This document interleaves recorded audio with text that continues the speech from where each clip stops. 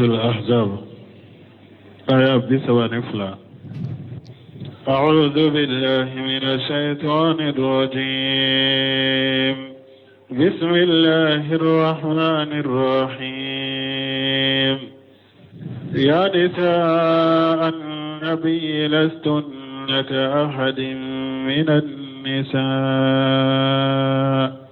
إن اتقيتن فلا تخضعن بالقول فيطمع الذي في قلبه مرض وقلن قولا معروفا وقرن في بيوتكن ولا تبرجن تبرج الجاهلية الأولى وأقمنا الصلاة وآتينا الزكاة وأطعنا الله ورسوله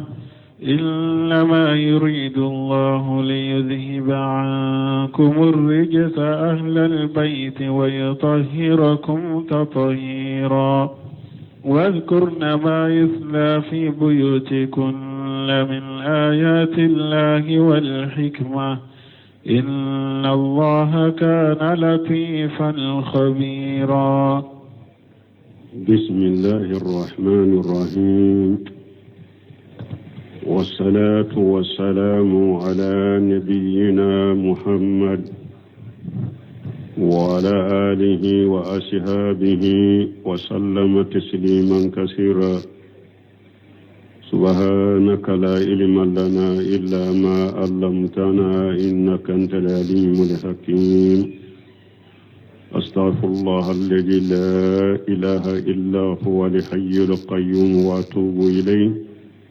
اللهم انفعنا بما علمتنا وعلمنا ما ينفعنا وزدنا علما. biye tarata suye hijiriya bakele ani kemenani ani binani ani woro shaharu shawwal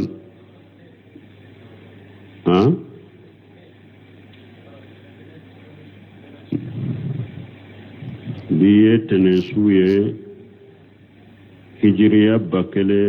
ani kemenani ani binani ani woro shaharu shawwal minye hijira san kalo tanna bisunye otani woronai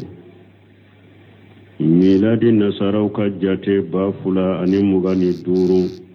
san kalo nanina bisunye otani nanina ambe dawla bugu masjid rajabu ambo kono. a'udhu billahi minash shaitanir rajim. يا نساء النبي لستن كأحد من النساء إلى آخر الآيات. هذه آداب أمر الله تعالى بها النساء النبي صلى الله عليه وسلم. نوني جوغوية جوغو منو ni ala ye nabi nyima ka muso nyamrani o jogowiye ونساء الأمة تبعوا لهن في ذلك. من تون كم مسو توفنا وبتشيدن كم مسو نفع ني أدبولا. مانا ني أدبو نيسيرا تشيدن كم مسو ما من تون كم مسو فنا وتقولن بتشيدن كم مسو ما نينا وفنا كتقول تشيدن كم مسو ني أدبولا. فقال تعالى مغاتبا للنساء النبي صلى الله عليه وسلم. ألكم مسامين كورتا لنو نابي تشيدن كان نبي نيوما كموسو كما نيغونيا ألك التنوبي تشيدن كان أقول بأنهن إذا اتقين الله عز وجل ألكم نتشيدن كموسو نبي ما كموسو كنو سرنا عليه كما أمرهن قم ألونا مريا تشومي فإنه لا يشبههن أحد من النساء كوني مسوسي تكرني ولا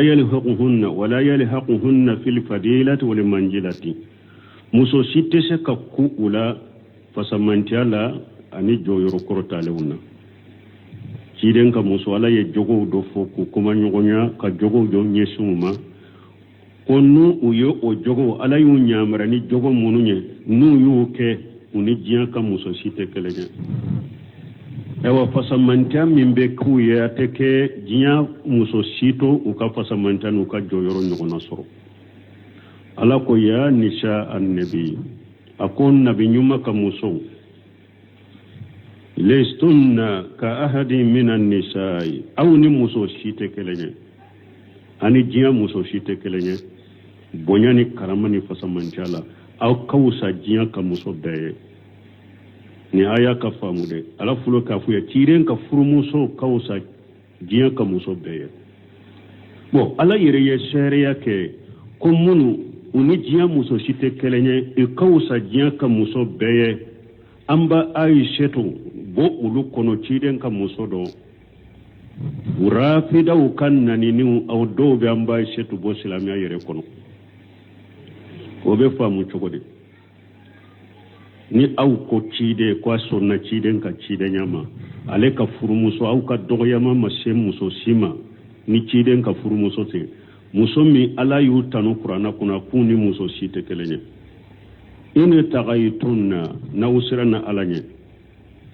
nabi ɲuman ka musaw ni diɲɛ muso si tɛ kelen ye fasamanta ni bonya ni karama ni jɔyɔrɔ la n'aw siranna ala ɲɛ aya ɲamara min ye n'a y'o kɛ wala fala tagda'anna bil qawl nabi ɲuman ka musaw aw kana a kan man jigin ni kuma ye n'a bɛ kuma wali cɛw fɛ qala suddi wa ghayruhu suddin ko anu otana ya anni bijalika tarqiqul kalam ija qatabanna irjala mana ka kuma nogoya ka kuma nogo fo ki kam majige ki kam magaya nube wali cew kuma nyogonya ko kam magaya nube wali cew kuma nyogonya ala ye ciden kam muso bali wala ewa dinya kam manto muso fana to semba da ciden kam muso nofe wali haja qala ta'ala ninde koso ala ko masamin korota lendo fayatima alladhi fi qalbihi maradu akana kam majigi ka kuma nugo fo wali cew ye nali wali cew be nyogon kuma nyogonya akana akam majigi ye ka kuma nugo ma fu ye ni mogo beta tamake awla mogo mi ni minye ewa muso ewa nege miso nege o sahawa o be mogo min dusukun kono akana tamile kata awma bon kasire ko ay dakhalu cinyali be min dusukun kono kata wali musoma mileli be min dusukun kono sahawa be min dusukun kono kata wali musoma o kana jenge kamile kata uma na ya ka kuma ngoya oye wa qulna qawlan ma'rufa min nabe kuma aye kuma nyumande ko hera kuma قال زيد قال ابن زيد قولا حسنا جميلا معروفا في الخير ابن زيد قولا معروفا يموني كما نيما كما تشني كما من دون كما من يهراي كما نابي كما يهرا كما بفو ومعنى هذا من لنينا معنى يموني أنها تقاتب الأذانيب بكلام ليس في الترقيم مسو نيبه كما ولي تشفه كما في كما تشغو دلا كما تشغو مني كم مجيجليت كما تشغو منا يكني كم مغياي أي لا تقاتب المرأة الأجانب كما تقاتب زوجها لنينا يموني مسو يكنا kuma wali chefe komi ibe kuma I chefe chogomi nini chebe kuma ibe kuma I cheye chogomi ni majigie ani kam majigili I kanoke wali che bal ninjogo ala ye chiren ka furmuso nyamra na jiya ka muso tobe wunno fenena ukatugula nena me auntile la kera munye kontre muso chaman be illa ma rahim rabbi o ala hinana muso nyuma kelen munuma uni wali chebe kuma nube kuma chogo nyuma minni kamma jigi minke oye nuyu ye ube pre uche kuna ite dala ulu nube che jabiro ba jabini pre meni ye ube wali che kuma nyogonya ibe ala kali mbe muso mindo na be pre a che kuna ba jabi oteninye niye kontere de muso nyuma ala yi adabu ni minye ibi kuma ce feni nogoya ni magaya yi cogomi i kana kuma wali cew feni o cogoye nu hakkili beta daka nu ka mirina beta daka nu be tamaka ila wa qawlu ta'ala wa kofi ala ko masamin korta lendo wa harna fi buyutikunna ako ciden ka furmuso ma aye sabata ka du kono ya wajiya kam manto muso to bebe gunno fenina ulu de ye muso be nyema ye ulu de kausa ni jiya ka muso be ye wodi ato kuma nyesira uluma bon ni ulu de kausa ni jiya ka muso be ye ni ala ko lu yere ka sabatu ka du kono kana bo u kausa e minyedu ede manka sabati ka sokono ede kanka sabati ka sokono ka teme ciden ka furmuso ka yere ay ili jamanna buyutakunna mana ayishigi akadu kono fala taghrujanna li khayri hajati min li ghayri hajati akana bokadu kono ne hajute de muso ayi sabata ka sokono ka du kono akana bonne hajute balmo qur'ana lesiri fuleninde hadisaw bina fola muso jayiro shi mani ma jam yiro shi fasamante lentima ki kaddu kono nabo muso kanya kaddu kono na ka so kono na de kono kateme jayiro beka balmo ni aya ibe an ka jamano ka muso nyini muso chama nyini ne aya kono chogodi janko munu bu dambe kata sunnani ewa dinani doni ma uba fuma shaida ku yere ke wajuru kelaye ibe ulu yenne aya kono chogodi nunu ye perena arajoula mikroula jamadala je yorula erejo sosoula ulu talla halani ni aya be nyogonta chogodi ulu bu yere yenne aya kono chogodi ni be kuma wali chewfe kuma ni nogoya de ewa kuma herala made ko kuma mana kata mikorota wali cew jama kulu nyana ebe pere ebe wajuli ka don hari nye dawda tugulente tege faraw ni ko jabe gosili wali cew koro nunu be talakale cogode nunu bora yoro juma kado anka sunna kono yade muso ka yoro min kanyi kateme yoro be kay ka so kono na dedo aw bora tara sigi radio sosowula atara sigi terewula atara radio sowula ama aya bo ola abe yala ni jiya jamana fana har ji maramite la tusafiru al mar'a illa ma ji muhram kiren ko muso kana tamani jumramite la de ako muso idara alala ni dollaba i kana tamani jumramite la ko ye wajuri kala de ebe tama jumramite la yere jamana ni jamana abiyo kono iyo bomi hari ka farada dito hiju aba sarati kono ni jumra mitila hiju ma wajibi ka ede be ikun fe jian fe abiyo kono ko be wajulu ke jumra mitela jamana kono ede be jian fambe jamadala jeruna misiru kono tele sowula arajo sowula erejo sowula ede be yala nimbela ko ebe mo waju ku wele kana alaka dinama yere bi yere sorone aya kono chogodi wa harna fi buyutikunna aya sabata kaso kuna kana bo ni hajute wa min al hawaij saraiyat as-salatu fil masjid bi shartihi abe silamiya ka hajula silamiya ye haju munun ke sariya ni muso be se ka bonu uye kata salli misirila na ka saratiye muso ka bo aka so kono kata salli misirila haju do silamiya sariya ye haju minke ka ke sariya muso ka bo akama ikata salli misirila o yere sarati bala kama qala rasulullah sallallahu alaihi wasallam komi alaka ciden ko chogomi alaka tanuna kisibaka la tamnu ima allahi masajid allah ciden ko kana alaka jomuso bale alaka misirula ni muso minna ya nyina cefe mba fe kata salli misirila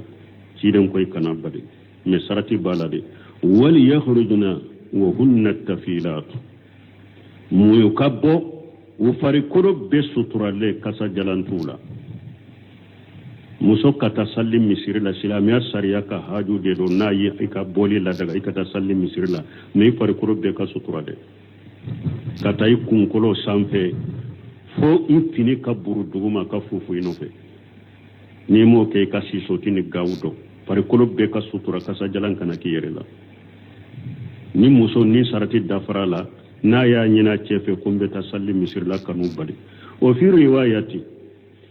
ananan na chogo dola o buyutuhunna khayru lahunna me ciren ko na tabe ni muso sarati dafara la kana bala kata misir la kata salli me ona tabe o ka sokono na de kanyuma kateme misirika o ka sokono na de kanyuma kateme diya robbeka وعن عبد الله ابن مسعود رضي الله عنه عن النبي صلى الله عليه وسلم كارثة من عبد الله بن مسعود ما لك جيك بوما كن نبي ما لك تمنا كشباك قال كو إن المرأة أورة شيدونكم موسوي فامب موسوي يرب بيه لورده الله أكبر أيني مي موسو بيه لورده يبه ييتو يري موسو ييتو يري أيلين يري لورده فلو فإذا خرجتي ni muso bora aka du kono aka so kono isla sarafaha shaytane de ba korota kanye hada madan nya koro shaytane de ba korota kanye hada madan nya koro wa akhrabu ma takunu bi rawhati rabbiha awa muso min nini itigi alaka suru minna wa hiya fi qari baitiha ni bi kaso lege kono nanade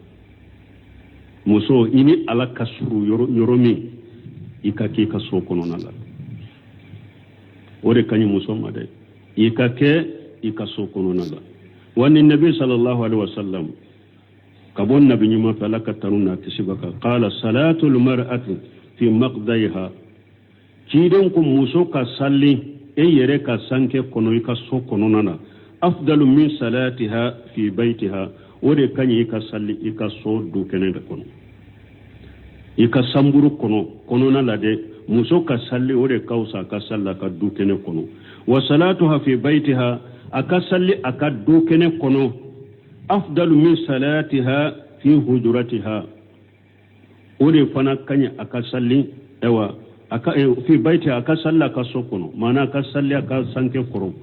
ore kanyi aka salli aka sokono samburin kono te ewa aka salli aka samburin kono fana ore kanye kateme aka salli aka salon kono ore kanye aka salli aka salon kono wala mbalmu muso koni ika so kono na ore kausi mara ika salli ka samburu kono ore kausa ika salli minye fasika nana hadisa warela muso doya nyine ciden fe akonne ba fe kana to ka salli ka farika ika misirila ciden yere ka misiran ka misirun tede ciden ko ho nyaado ko o kadiye iba fe kana salli ka faranne kan ka misiri kono me e ka salli ka samburu kono o kausa ka salli ka salon kono e ka salli ka salon kono o kausa ka salli ka dukene kono e ka salli ka dukene kono o kausa ka salli ka tim misiri kono e ka salli ka tim misiri kono kausa ikana salli ka faranne kan ka misiri kono ya nin fole nin musoyi aka samburu konona na ye yoro do de labbe ka salli e fokata fato ama bokata yoro la wa beta salli aye su yoro do de dila ka samburu konona ko ka salli yoro nunum be hadisa sahalum kono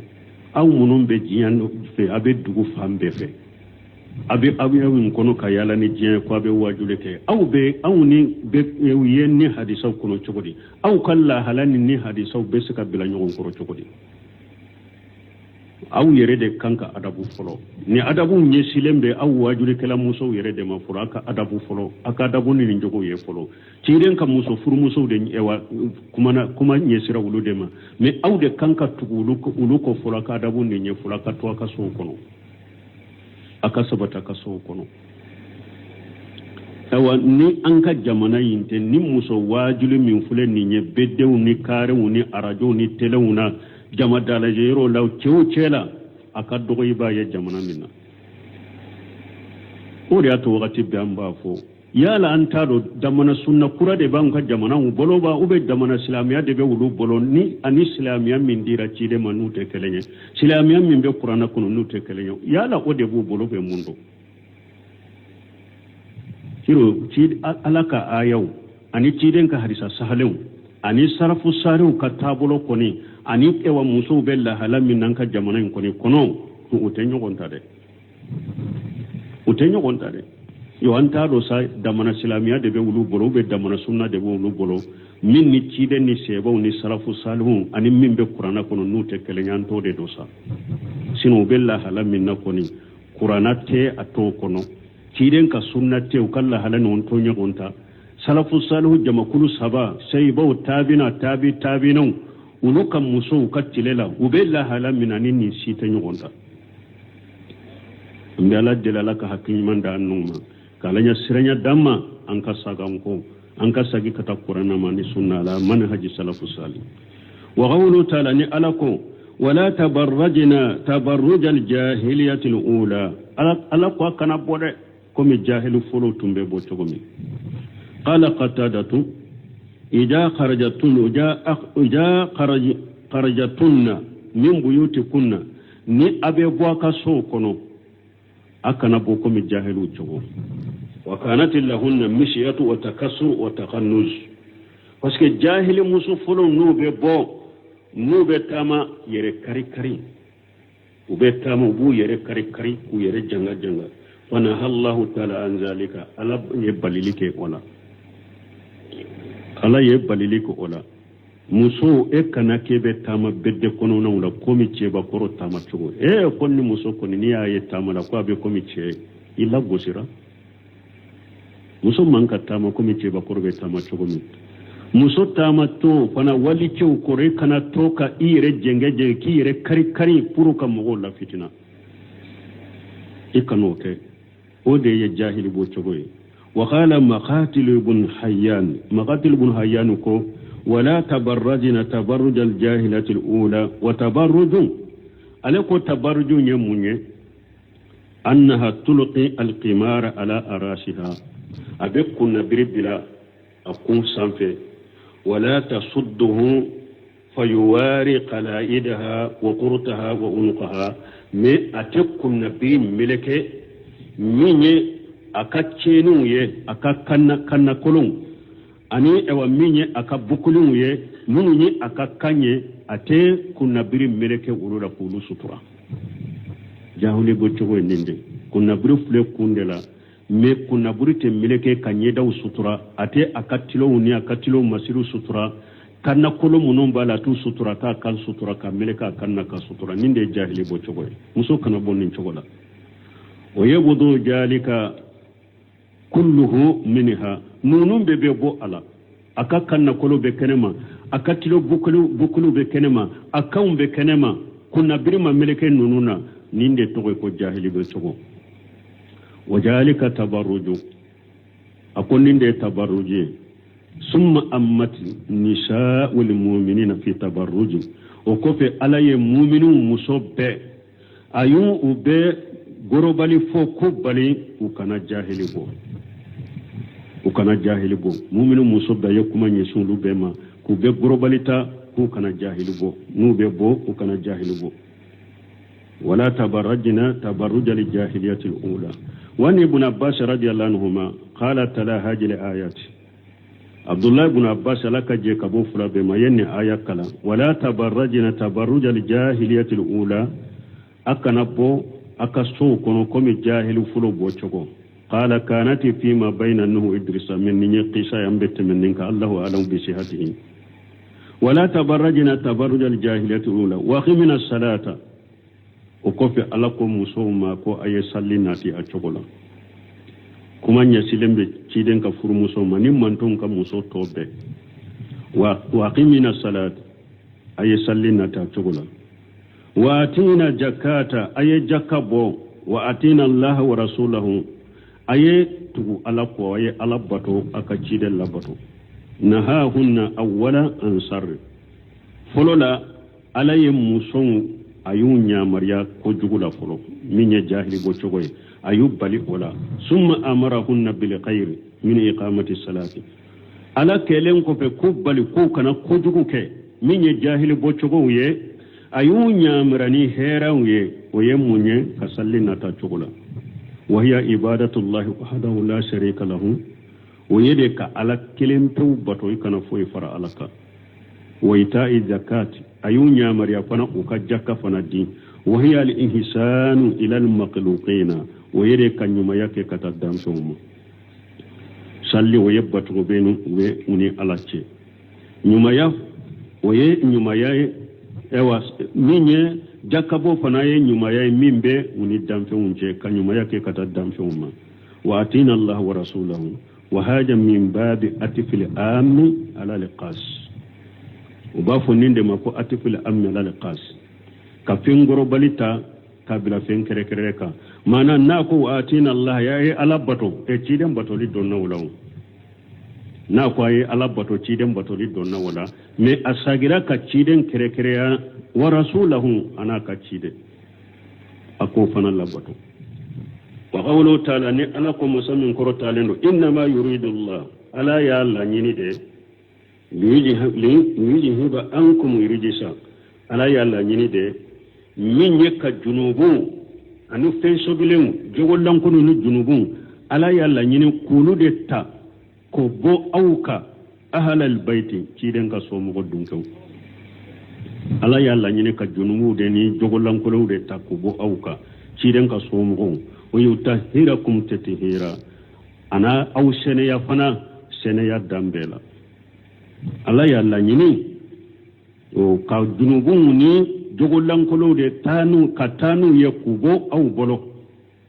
اني فنا كاو سنيا دامبما وهذا النص في الدخول اجواج النبي صلى الله عليه وسلم في اهل البيت ها هنا بل مو ني يدلي رجلني ka ciden ka furmuso kudo ciden ka somowla ala yere de ka aya fuleni ne de mbalmu mo de be jian kono sisa rafida nunu komi ewa ubena fo chogomi unu be ciden ka furmuso bo ciden ka somogoyala nasu de fuleni ne ka ciden ka furmuso kudo ciden ka somogoyala ube ali baiti munun fode ni nyen nasu yen ni nyed delilay ka ciden ka furmuso do al baiti ciden ka so mogola ni nyed delila jela yu qur'ana kono ni ala ya ayra li annahunna sababun nuzul hadhihi ayati parce que ciden ka furmuso ni aya jigi sababu ye ciden ka furmuso de li annahunna sababun nuzul hadhihi ayati wa sababun nuzul bon ni aya fana jigina ni min sababu ye dakhilu fihi qawlan wahida e be do aya kono de we kuma kelende doni ke ba bolo sosoli retala ni aya jigina ni e min ka sababu ye e be do aya kono de we kuma kelende doni ke ba bolo kuma fulatola min be ciden ka furumuso bo ciden ka somo yala we doni ke ba be sosola ako qawlan wahida o yekuma kelende doni ke baw bolo ko ni aya jigna ni e men ka sababu ye e be do ko aya kono donc ni aya jigna ni ciden ka furumuso de sababu ye e wa ciden ka furumuso be do ciden ka somo yala de o yekuma kelende doni ke baw bolo wori ato e wa shiaw kan nyogon soso dina la doni ke baw tu jate ni shiaw ye doni ke baw to soso doni ke baw te shiaw ka soso li doni ke bawu soselu jate parce que ute doni haqiqaka wa imma wahadahu ala qawli aw ma khayrihi ala sayyi aya jignani emin ka sababu ye imma ikelen na do aya in kono ube mogo werona do aya in kono ka fara ika kuma sahalena ni aya jignani emin ka sababu ye e koni beye aya in kono o ye kuma kelende doni ke bawu bolo imma ikele na ye aya in kono ube mogo were na ye aya in kono ka fare ka kuma salena wa anna aisha radhiyallahu anha karisa min an baisha malaka je ka goma qalat kharaja an-nabi sallallahu alaihi wasallam jata qadati wa alayhi mirtun murahhalu min sari aswada akoddondola ko cide mbora sogoma dola ko ewa birifini dobe ciden na birifini murahalu kore munye nyame krigede de selembe birifini na birifini ndilalendo ni shide shifima parce que saga si nyame si basi utumbe uluke fini ya wakati birifrin dilalelu ni sifi mandero nyame kirige desembala fajali hasan radiyallahu anhu fadqalahum mahu al hasanu nana cidenya al hasana do ka fara yere ka birifrin koro summa jali husainu fadqalahum mahu o ko fen husaini nana cidenya husainu fana do birifrin kono koro ka fara uka summa jaati fatimatu radiyallahu anha fadqalaha mahu o ko fe fatimatu nana cidenyo fana do birifrin koro ka fara uka summa jaa aliyu fadqalahu mahu o ko fe ali ibn abi talib fana nana cidenya do birifrin kono ka fara yereka summa qala o ko fe ciden ko inna ma yuridu allah liyudhiba ankum rijsa ahli albayt wa yutahhirakum tatheera o ko fe ciden ko ala balla nyini de ka junubu de latta ka bo aw bolo ciden ka somo ani kaw seniya dambela wayni jeydi ibn hayyan jeydi ibn wani yajid ibn hibban karisamna yajid ibn hibban ma qala in talaqitu ana wa husayn ibn saburatan wa umar ibn muslim ila jeydi ibn arqam radiyallahu anhu nin fana ko qulu tara jeydi ibn arqam fi alaka je ka boma falamma jalasna ilayhi qala lahu husayn tumami an sigira jeydi koro husayn qama lagari lagaita ya jeydu khairan kathira ko jeydi ye hera chaman kumbe nyunya de araita rasulullah sallallahu alaihi wasallam ye cidenye wa samaita hadisahum iye ciden ka kuma wume hadisa wume wa khajawta mahu iye jihadu ke kafara ciden ka wa sallaita qalfahu isallira ciden ko fe lagadi lagaita ya jaydun khairan kathira jaydu eye hera chaman kumbe nyonya de hadisna ya jaydu ma samaita min rasulullah sallallahu alaihi wasallam jaydu an kuma nyonya kan baro nyonya iye munu me alaka cide malaka taruna kisibaka ambaro nyogonya ni odoye qala ya ibn aqi ako mbalima kedde radiyallahu anhu fama ahdathatukum faqbalu wama la fala tukallifunihi ya ibn aqi wallahi laqad kabartu sinni wa khaduma ahadi ako mbalima kedde ne ka shiun jamfara wo neni cide wa ko munun temena neni cide in wakatila o kon nenu wakati wa janyana nyona de wa nasaitu ba'da alladhi kuntu a'imi rasulullah sallallahu alaihi wasallam nyina na nyefe munun durushi cide no fe nyina na udo ko de alaka taruna kashibe cide nga فما حدثتكم فاقبلوا وما لا فلا تكلفوني ونني من برو فاويه ايومنا من نما من فاويه اكن جاكو كونكو فود انتي زانفرا فرانسي جانانا ني منو دروسي تشيدي مبولو نينا نا دوكو نني من فو اويه ايومنا نما من فو اكن جاكو فولي لا ثم قال وقفه جيد كو قام فينا رسول الله صلى الله عليه وسلم يوما قاتبا بما يدعى قمة بين مكة والمدينة أقول دون لا تشيد مولي لك جو أنشيلا نابي كتبا كلاني يورو دو بافما جيني دولا جيني وبافما كوكما وبافو جيني ما كوكما jinye imbe makani madina de ce ciren wulila ka kutuba kalanyi o yorula fa hamidallah ta'ala wasna alayhi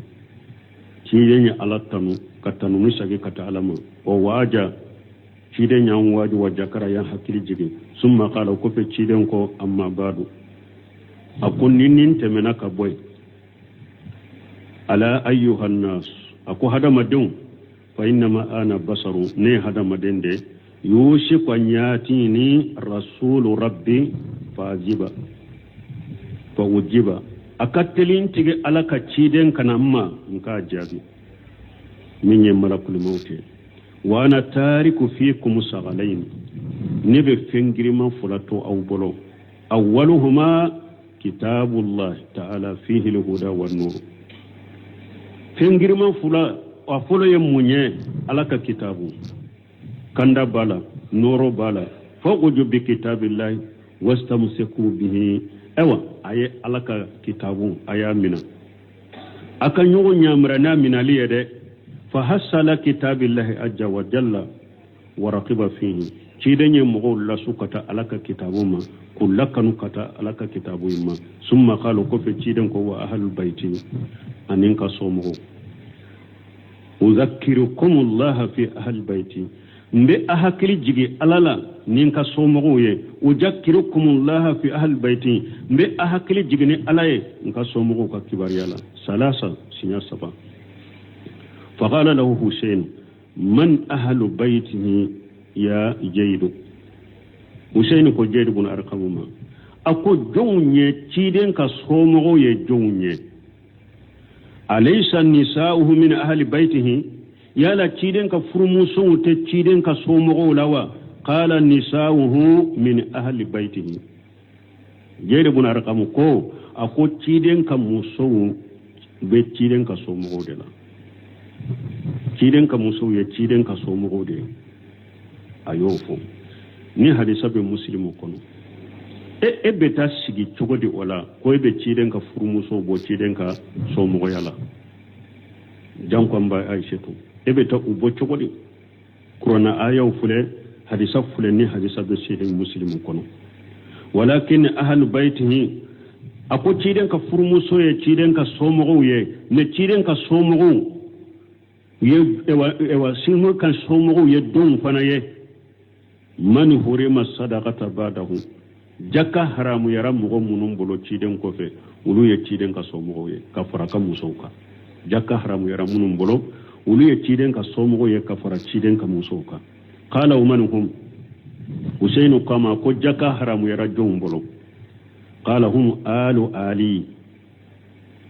jeyde buna arqam ko ali kabonso wa alu aqil ani aqili kabonso dembaya wa alu jafar ani jafara kabonso ka dembaya wa alu abbas radiyallahu anhu abbas ka dembaya قال كل هؤلاء حرم صدقة بعده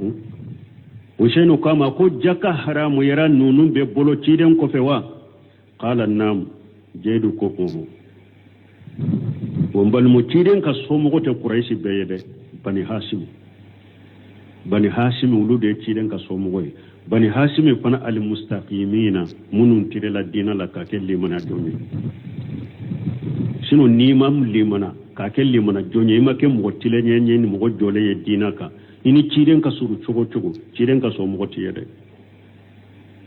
ciden ka so mo yere min so mo ko min be fo munun jora dinaka u jora na dinai ulu de ciden ka so mo bari masur munun dona ne dinai hashimi gan kawla bani hashimila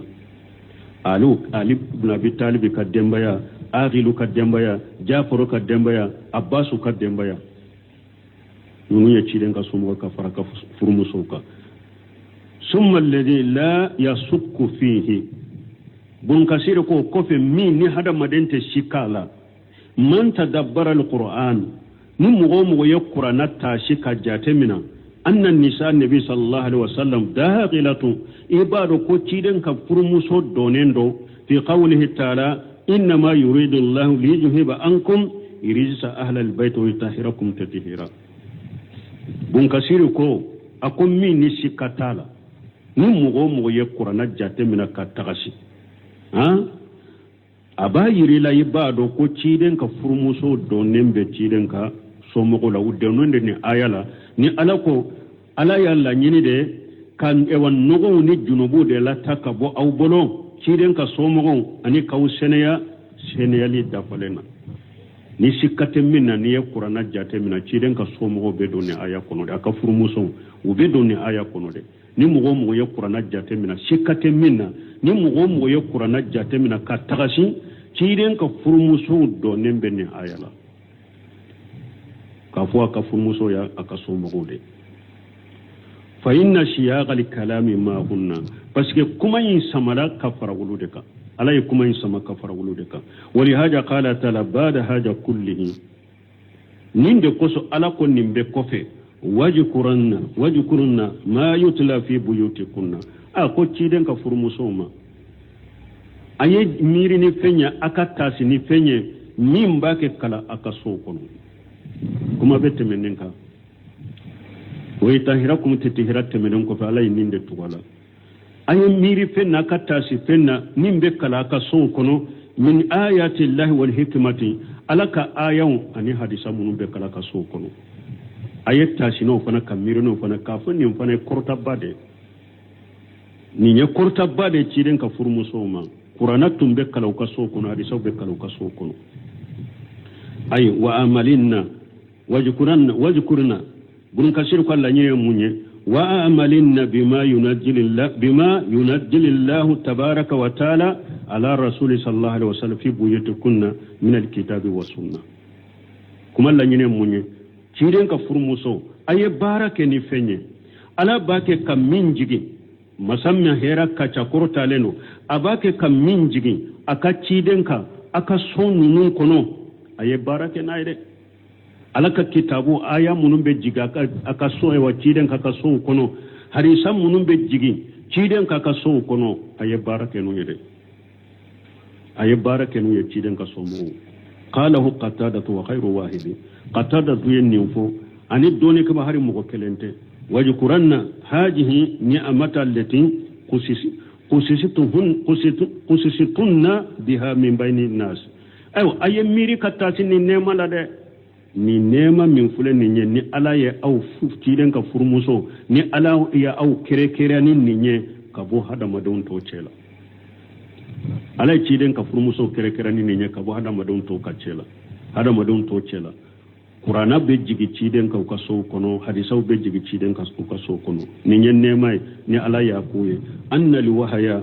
yanzilu fi buyutikunna duna sha'irin nas wahaw be jiga aka so kono mogoto wahaw te jigu ka so kono wahaw ma jiga mogoto ka so kono me furu ciden ka furu muso wahaw bake ka jigi ciden ka au ka so kono aye mira katta sini nema na aka barake ni nema wa aishatu siddiqatu bintu siddiq radiyallahu anha awa aishatu amba aishatu cinya tigi muso de do cinya tigi dende do alaka je ka bwama dondo la wuye ceita nyininka uko ka furmuso la ube jomfe katema beka ako aishatu uko cewu la ube jomfe katema beka ako afa abubakar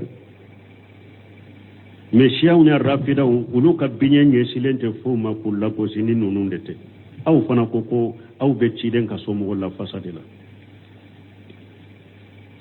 abe ciden la gosila wa ube abe ciden somo la gosila ciden mo de fala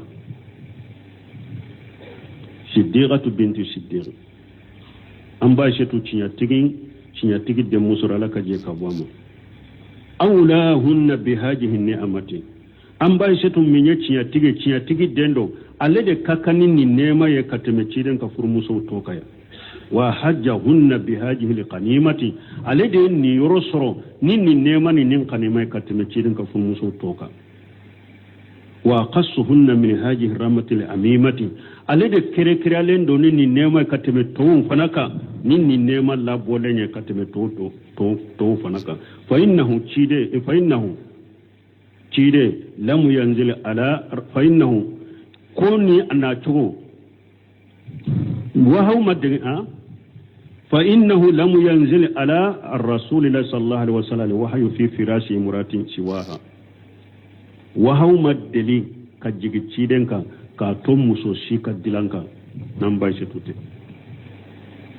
ka nan ba shi su dalen to dilanka wa haw madli kajigi cidenka ka to muso shi ka dilanka nan ba shi tute kaman na sala zalika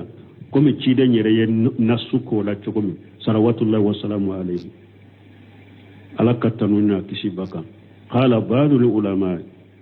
doni ka bago doko li annahu lam yatajawwaj bikra siwaha ko an bai shetu fana yennin kere nin fasamanta suru nin munye sufin juma ye ciden ka furumuso toka ni wahaw jigna ciden ka dalen to ale dronde ka dilanka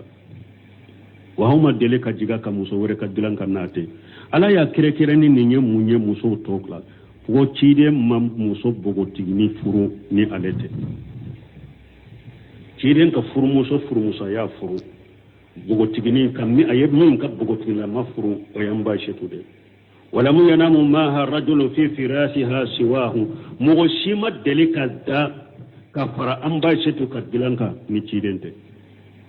ana mugo shima delika da dilanka ni cidente me ciiden ka furmuso to iba soro sanu ka fura ma do furla ce folo ma do furla ce fula yere ma anye me an ba shetu ni ce ma dele ka da dilanka ni ciiden te sallallahu alaihi wasallam awa ma muso fana ka bugu tigini mala furu ni alete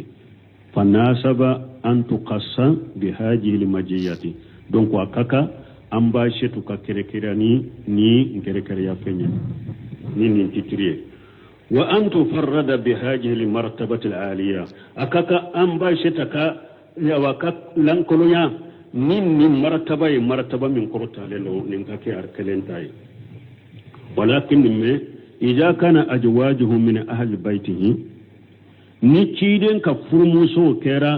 أكاسومغوية فقرابته أحق بهذه التسمية تشيدن كبالي مصروف فنادي كاكا من تقوي سومغويا ni aka furmuso donna ka somogo yala cogo nuba ka somogo kono cogo aka balima suru fanani wa somogo ya intogo kaka kateme uluka sino aka furmuso ya ka somogo de wa haja yusbihu ma sabata fi sahih muslim mana ni aye ciden ka somogo fo ni hari amba to yemi fo ko ciden ye munundo aka dilan kora ko nunu nya ka somogo ye nun ulu kera ka somogo ye cogo awa ka furmuso fana ya ka somogo de akon nimbe komi ni na nyogona na sahih muslim kono lamma suila anil masjid alladhi usisa ala taqwa min awwal yawm tumamu yaci dan yininka ko misiri jumando depuis misiri ajo don fola sifasima dan fola sifasima dara don folo mi asifasima dara ala yasranyaka misiri jumando parce que ala yo fo qur'ana kono boye misiri jumay faqala huwa masjidi haja ciiden kun kam misiri min fulanni ni o ya soro ciiden ba kam misiri kono fa haja min hajihi alqabil nin fana yo nyogona de ni hadisa nana ko ciiden ka somogo yen nununde alla nyini de bo aka furmuso fana ya ka somogo de parce que misiri min ni aya jigna misiri min ka ko awa depe awa sipasima dan furo a sipasima darala insana ka masiru qubadiro mais tuma mi ciiden nyinin kara ko ale kam misiri mana masiru qubar bala ale kam misiri fana bala nunu fula be sipasima darala insana de ka donc hari ni hadisa min nana ko ciiden ka somogo ya balima surude a furmuso bula a furmuso ba kono na don na yuro mi ko e wa ciiden ka furmuso de ya aka e wa somogo ye aka balima suru bala abe ko min ni hadisa be chogomi fa haja min hajil qabil fa inna li ayata inma najalati fi masjid qubba parce que ayan jigna masjid qubba de kaktibar yala kama warada fil ahadith al ukhra كما أنا نهرس ولا تقومي ولكن إذا كان جاك أسس على التقوى من أول يوم فمسجد رسول الله صلى الله عليه وسلم أولى بالتسمية بذلك هل النا يسرو ومسجد القباء آيات جينا أوديكا depuis au-delà au sipasima dan do folo adar alanya siranyaka cide misiri mfana ka sipasima dan folo kada alanya siranyaka odekaka ni otoko fanai wala ni ciden ka furumuso ya ka somogo ye abali masuru fana de kakani aka somogo ya ye komi masiru khubba akera misiri na sipasima dara alanya sirana ka chogomi awa ciden ka misiri ni okaka nimbe komi ochogo wala balma ninka famu ciden ka furumuso be ciden ka somogo de la mais ambe min fo mo ko fa موقف أهل السنة والجماعة من أهل البيت mais sunna mo ahli sunna wal jamaa ka jowro mo nyetiden ka somo ka kola ambe mun fo fala suyen ka somo be de hari sisa be jian kono hari sisa ciden ka somo be jian kono fo kata jian wuli se ute bo jian kono nyofo nko jian ka kabila do be jian wuli wakati te ka foi soro jian kono ba soro kabila be tununa kabila dobe jian wulu bu soro jian kono mais dankaniya b'an bolo kabila minnu kan ko diɲɛ wuli fo ka taa diɲɛ wuli u bɛ diɲɛ kɔnɔ kabila fila ciden ka somɔgɔw ani bani tamim hadisa sahalenw nana ninnu kabila fila bɛ diɲɛ kɔnɔ fo ka taa diɲɛ wuli kɛ hadisa sahalen b'u kan ciden ka somɔgɔw tɛ bɔ diɲɛ kɔnɔ parce que ciden ko mahadi diɲɛ laban mahadi min bɛ na a ko a bɛ bɔ ale ka somɔgɔw de la a tɔgɔ n'ale ka tɔgɔ ye kelen ye a fa tɔgɔ n'ale ka fa tɔgɔ ye kelen ye o mahadi mana fɔlɔ a bɛna diɲɛ laban na sunnamɔgɔw ka mahadi ahmadiyaw ka mahadi in tɛ dɛ o bɛ bɔ ciden ka somɔgɔw de la o b'a yira ciden ka somɔgɔw bɛ diɲɛ kɔnɔ bani tɛmɛ min fana Sheikh Muhammad ibn Abdul Wahhab ninnu ka kabila o fana bɛ diɲɛ kɔnɔ fo diɲɛ wuli parce que ciden ko ni dajaliba in jiginna bani tɛmɛmi de bɛ bɔ k'a kɛlɛ bani tɛmɛmi de bɛ bɔ k'a kɛlɛ donc nin kabila fana bɛ diɲɛ kɔnɔ ciden ka somɔgɔw bɛ diɲɛ kɔnɔ u dɔnnen de tɛ mais ni delila sabatilen bɛ mɔgɔ min bolo taarikuw la taariku sabatilenw da seerew bɛ la ko e ye bani hashim ye ciden ka somɔgɔ ye o delila sabatilen b'u bolo i bɛ kɛ ciden ka somɔgɔ ye mais n'o delila sabatilen tɛ min bolo don taariku sabatilen tɛ e bolo seere tɛ e bolo taarikutigiw la taarikutigi sahalenw na ko e ye ciden ka somɔgɔ ye aw bɛ da la cogo di ko aw bɛ da e la cogo di ko e ye ciden ka somɔgɔ ye an ta fu tɛ diɲɛ kɔnɔ dɛ mais u bɛ diɲɛ kɔnɔ o dɔnnen de tɛ ni mɔgɔ min ko e ye ciden ka somɔgɔ dalila jɛlen de nati taariku sahalenw na taariku kitabu sahalenw dalila jɛlen nati dalila min bɛ e ka taariku ta ka taa da ciden na ka k'i kɛ ciden ka somɔgɔ ye o b'i bolo kitabu sahalen min na o yira mɔgɔw la i bɛ kɛ ciden ka somɔgɔ ye o bɛ taariku kitabu taarikutigi sahalen minnu bɛ yen tilelen don n'u ye sariya kɛ ye ko nin ye ciden ka somɔgɔ i bɛ se ka kɛ ciden ka somɔgɔ Sheikh Bumbaji y'o fɔ u ye Sheikh Salih Fawzani ɲininka ciden ka somɔgɔw ye don min a ko bani hashimi dɔrɔn olu de ye ciden ka somɔgɔw ye minnu limaniyara al-mustaqimina a ko yala u bɛ diɲɛ kɔnɔ a ko u bɛ diɲɛ kɔnɔ a ko ni mɔgɔ min ko ye ciden ka somɔgɔ ni delila jɛlen b'i bolo seere sabatilen taariku sabatilen b'i bolo i bɛ k'a ka somɔgɔ ye donc u bɛ diɲɛ kɔnɔ dɛ ahli sunna al-jamaa ka jɔyɔrɔ ye mun ye يتبرأ أهل السنة والجماعة من طريق الروافد الذين يغلون في بار أهل البيت ويدعون لهم الإسم أهل السنة الجماعة باري لندو كابو أرافدو كسرما شياكاليتو ديدو لبافو أرافدو ulu bɛ ciden ka somɔgɔw ko ulu bɛ ciden ka somɔgɔw de supporter ulu bɛ ulu de nefo sunnamɔgɔ baarilen do ka bɔ arafidaw ka sira ma minnu bɛ dan tɛmɛ ciden ka somɔgɔw ka kibariya la fo u bɛ a wele ko ciden ka somɔgɔw ye mɔgɔ tangalenw de ye ulu tɛ junubu kɛ ulu tɛ kataw nin dan tɛmɛ min filɛ nin ye arafidaw bolo sunnamɔgɔ baarilen do ka bɔ ma arafidaw sunnamɔgɔ baarilen do ka bɔ ma ومن طريقة النواشب الذين ينشبون لعداوة لأهل البيت المستقيمين ويتآنون فيهم أو سنة مباري لندو كبون نواشبو فنا كتاسرما نواشبو فنا ولوكو كولو بالرافراو تا كونتردكي كو الرافراو نولو يتشيدن كسومكو كانو كوتانو كو مجمو كدنتمو ككباريالا كو كمو تنغاليونيه kute ala sosute junubu ke awa nawasibu ko kulu fana ciren ka somugo juguye ulu fana ciren ka somugo munun tilela dina ka ubu lagosi donc sunna mugo barileno ka bonnen fana ma nawasibu fana ka tasira min fulen ni sunna mugo barilen ben nimma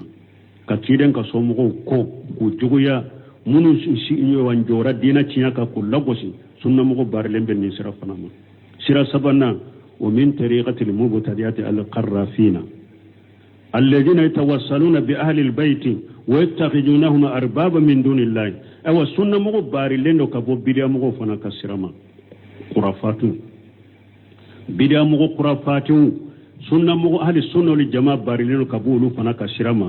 ولفنا ويتشيدن كسومغو وبيتوصلوا كنتشيدن كسومغو كتشيدن كسومغو بلا أني على شيء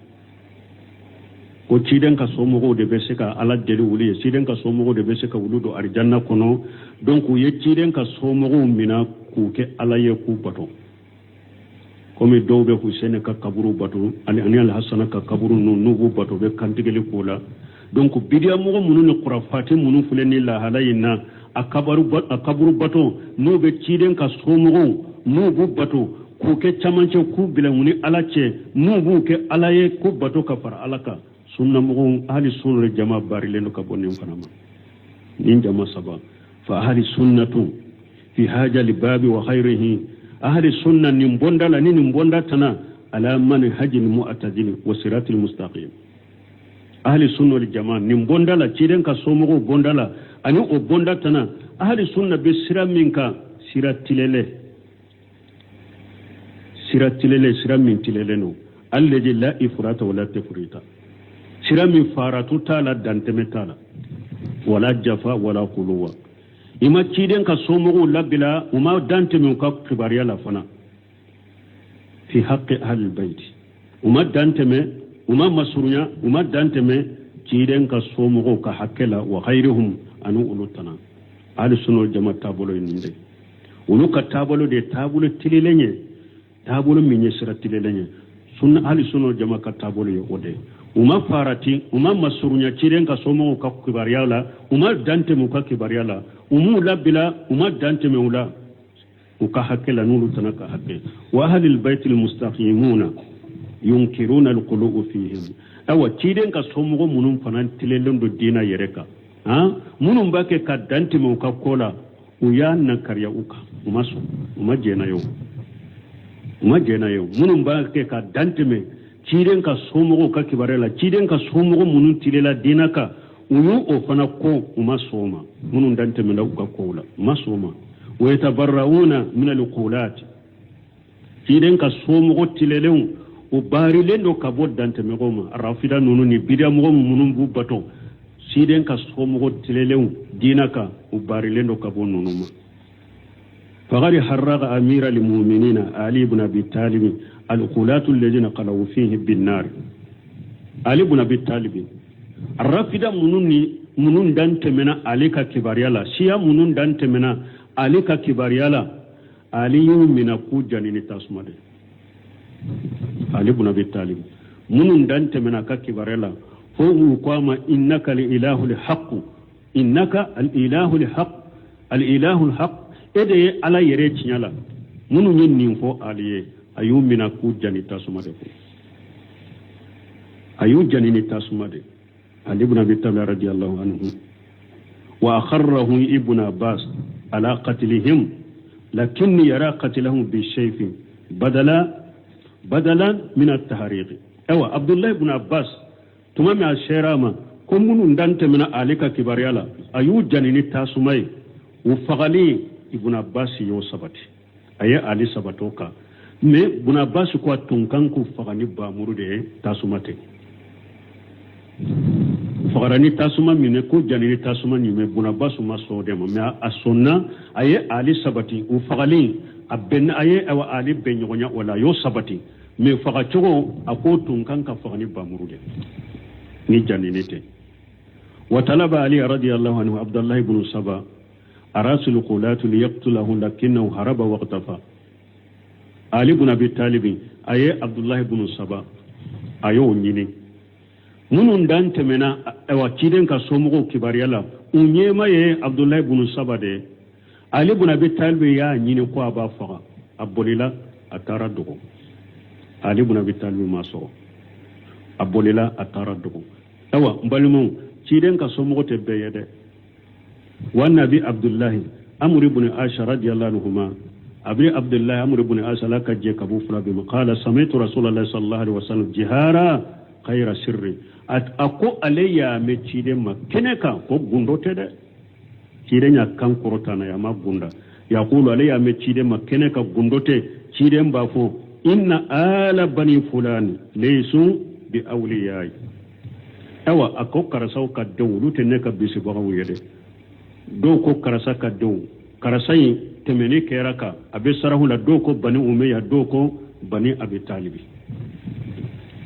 ciren ko abi talibi don ube banu umayya don ulute ne ka bisi nyogon yede innama waliya allah wa salihul mu'minina ne ka bisi nyogo ya ala da ni mu'minin nyuma ne ka bisi nyogo ala da mu'minin nyuma walakin lahumur rahim me bani fulana sinji bennen muce hari nu make mu'mina sinji bennen muce abulluha bi baliliha mbe sinji suma kana ka suma fe mana mimbe mugo ne ka somo kabila da mugo make mu'mini mugo nyuma e ka bisi nyogo te nede me sinji min binni ce dro mbe sinji ntuga banna me mbe sinji nyogo tiyada ni make mugo tilele make mu'mini ne ka bisi nyogo e mu'minu de ni muntafaqu alayhi ni hadisa bukhari muslim bennala wallafu lil bukhari men nim fo chogo bukhari da yafu nin chogola hadisa wure nana ciiden ko inna awla an-nasi bi al-muttaquna man kanu wa haysu kanu ciiden ko ne ka bisi nyogo ye alanya siranya bawde ulu kera mo sugu ye be yoro wala ni hadisa ya iranna ciiden bolo ni mo min ni hari ni ale ka kabila mo ini ale ka so ni te alanya siranya bagayte mu'mina te ale ka bisi nyogo ni ale ni hari mugo min kajade ita ale ka kabila mugo ni kera alanya siranya bagay kera mu'mina ale ka bisi nyogo ede ibe yoro ikera mugo sugu tabula habiye ciden ka so mugo te jannaba kono abu talib te jannaba kono ciden ka so mugo inyede ni i jora dina kade itilele kera mu'mina ye ciden ka so mugo men ni ete mu'mine e fajiri lama ko e ye ciden ka so mo te fo nya yimade ambe min fo yote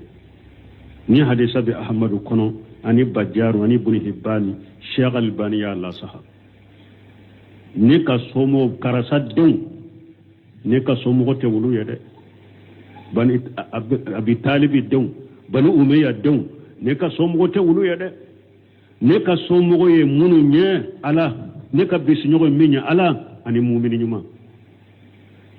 hadisa wala inna awla an-nas bi al-muttaqun mugo min kaka ni ne ka bisi nyogo nyai ala nya senya bagawde do man kanu wa haysu kanu ulu kera mugo sugo be yoro be ahmadu kono balma alaka hakki man dama donc abe ko mi wakati rette menade donc ciden ka somo munya ambamban ninka rafida munum be jiyan kono mugo munum makurana kala ka famu ma hadisaw kala ka famu o baake ku nyagambe ciden ka somo yalla de donc ahli sunna wal jamaa ulu ye chamanche mugo de ka bo rafida ani nawasibun ani bidiya mo khurafatun ahli sunna ye chamanche mugo ka bo nin jama kulu sabachela arafida udante mena ciden ka somo bonyalila funu yu ujate ko mo tangalew ute junubu kete katawke ulu dante mena sunna ahli sunna le jama bari lembuma nawasibun ulu fana ko kulu ye ciden ka somo jugude ubu ciden ka somo munun tilela dinaka ubu lagosi ahli sunna le jama bari lembo fana ma ulu be ciden ka somo bonyare ubu karama ubu ka hakke do uye ute dante mo ka kola biriya mugon khurafatun ulu fana ciden ka somo unyu ke chamanche muni ala che ko bato ko fara alaka ahli sunna wal jamaa bar lembo ma ahli sunna wal jamaa be ciden ka somo hakke do uye ubu karama ubu bonya ute dante me wula ka dante mo bonya lida ku ke mo tangale nye utoke aw ahli sunna wal jamaa ute ciden ka somo ko fana utu controla ahli sunna wal jamaa ute ciden ka somo labato ute kantigale ko ka kaburula ute sujudu ko ka kaburula ewa ute nyanguri ka kaburula ubu bonyo bunu bo karama unu bonyane karama min kaka dante metala ewa ute faratu ute dante mute masurnya ube chamanche de la ode mane haju salafu salih hadi suno jamata ni ne ciden ka somo kibar yalla donc ciden ka furmuso ya ka somo de ni qur'ana ayawiye ni hadisawiye mo ci date she ka ciden ka furmuso bo ka somo yalla ala ta ko fe ciden ta ko fe salafu ka e wajjama kulu bennen ko faka ka fo ciden ka furmuso ye uya aka somo ye mo site se ko bo ciden ka somo yalla e de bi yere seke me munumba ala ka hakni mande annuma haru beta hadisa do fo ku bira siti ka ewa ku ko de fatumata ni ewa abubakari ewa ku dattigilen tumbe ñogonade ciden ka cien kola ambe min fo ahli sunna wal jamaa ka hakkilina ciden ka sebo ka kibariyala ayo qaida fana do ko lesiri do wajabali imusaka amma sajara bainahum ko min temena sebo ni ñogonje ahli sunna wal jamaa ka hakkilina minye kele mununi fitina munun temena sebo ni ñogonje an kan nyere mina ka bola sebo be motilele hari nu ye ñogon soso minna fitina munun kerani ñogonje minya ayre jija na katawra baraji kelen baye ala ba ka kataw ya faye min be na sababa ma baraji fula baye junubu te aussi no fe hari min katawra ala ba ka kataw ya fama donc an kan nemmina kabo sebo ni ñogonje an kan yere mina kabo ni ñogonje ali hasan al-basri idella ka ñenenka awa fitina min temena sebo ni ñogonje akulu ye jolude ala ye ne ka bamuru kisama ka bamuru ma do ala netin nendola ahmar bun hanbal ko an kan yere mina kabo ciden ka so mo katibari Allah wodi ato salafu do nunu nyinin ka ciden ka so ewa ninu nyinin ka sebo katibari Allah ko munun temena sebo nu nyugo nje bako tilka ummatu qad qalati laha ma kasabatu lakum ma kasabtum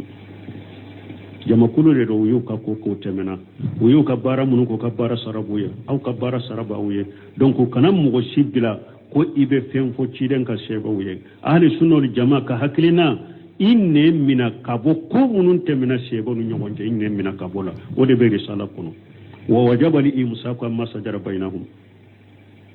a wajabra hada madenki yere mina min temena sebo nu nyonje e pika e wa hera de jiginu beye ninde bankari sala nunun kono ika hera jiginu beye donc ala ka hakkiman kaye abe jama be hakketo bi abe ko wakati temena mbolo سبحانك اللهم ربنا وبحمدك أشهد أن لا إله إلا أنت أستغفرك وأتوب إليك.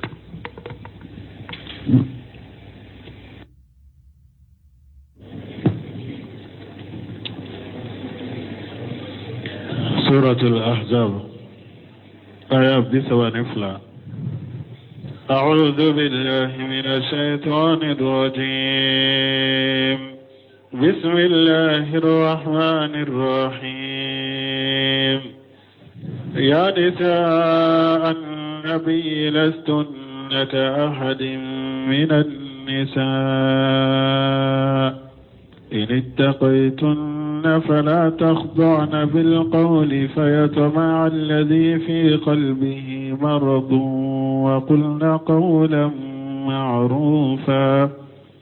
وقرن في بيوتكن ولا تبرجن تبرج الجاهلية الأولى وأقمنا الصلاة وآتينا الزكاة وأطعنا الله ورسوله إنما يريد الله ليذهب عنكم الرجس أهل البيت ويطهركم تطهيرا واذكرن ما يتلى في بيوتكن من آيات الله والحكمة إن الله كان لطيفا خبيرا. بسم الله الرحمن الرحيم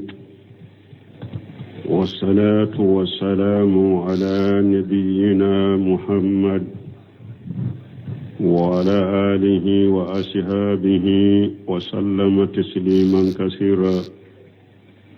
سبحانك لا علم لنا إلا ما علمتنا إنك أنت العليم الحكيم. أستغفر الله الذي لا إله إلا هو الحي القيوم وأتوب إليه. اللهم انفعنا بما علمتنا وعلمنا ما ينفعنا وزدنا علما. biye tarata suye hijriya bakele ani kemenani ani binani ani woro shahru shawwal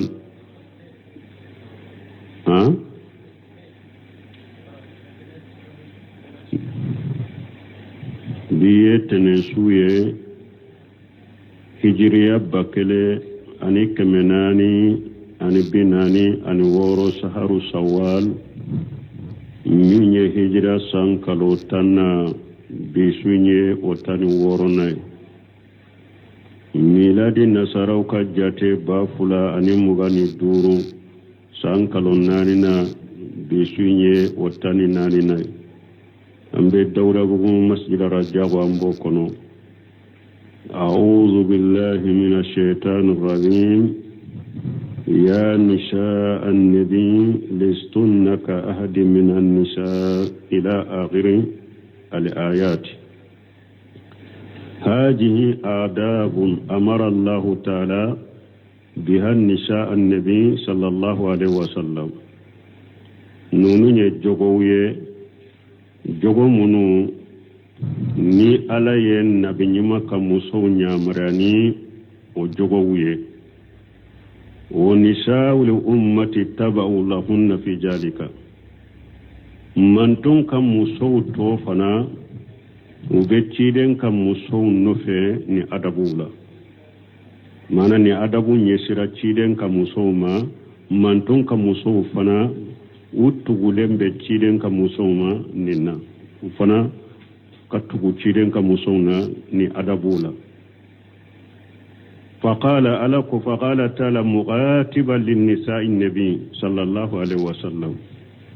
alako masamin korota lendo nabe ciden kan nabi nyuma ka muso kuma nyonya alaka tanube ciden kan ako bi annahunna idha ittaqayna Allah azza wa jalla alako ni ciden ka muso nabi nyuma ka muso konnu sirana alaye kama amarahunna komi alawu nyamariya chogomi fa innahu la yusbihunna ahadun minan nisaa ko ni muso site kerenye wala yalhaquhunna fil fadilati wal manjilati muso site se ka ku ula fasamantiala ani joyoro korota lewna ciden ka muso ala ye jogo do foku kuma nyogonya ka jogo jo nyesuma konnu uyo o jogo ala yu nyamara ni jogo mununye nu yu ke uni jian ka muso site kelenya ewa fasamanta mimbe kuye ateke jian muso sito uka fasamanta nuka joyoro nyogona soro ala ko ya nisha annabi akon nabi nyuma ka muso lestunna ka ahadi minan nisa'i aw ni muso site kelenya ani jian muso site kelenya bonyani karamani fasamantala aw kawsa jian ka muso beye ni aya ka famude ala fulo ka fuya ciren ka furumuso kawsa jian ka muso beye bo ala yere ye sheria ke ko munu uni jian muso site kelenye e kawsa jian ka muso beye amba aishetu bo ulu kono ciren ka muso do urafida ukannani ni aw do be amba aishetu bo silamiya yere kono obe famu chogode ni aw ko cide kwa sonna ciden ka cide nyama ale ka furumuso aw ka dogoyama mashe muso sima ni ciden ka furumuso te muso mi ala yu tanu qur'ana kuna kuni muso site kelenye ine tagaytunna na usirana alanye nabi nyuma ka muso ni diya muso site kelenye fasamantani bonyani karamani joyorola na usirana alanye aya nyamare minye na yoke ولا فلا تغدأن بالقول نبي ما كموسو أو كنا أكم من جيني كماي نبي كما ولي توفي قال سدي وغيره سدي كو أنو أتنا يعني بذلك ترقيق الكلام إذا كاتبنا رجالا ما أنا ككما نغيا ككما نغو فوكي كم جيكي كم غيا nube wali cew kuma nyogonya ko kam magaya nube wali cew kuma nyogonya ala ye ciden kam muso bali wala ewa dinya kam manto muso fona to semba da ciden kam muso nofe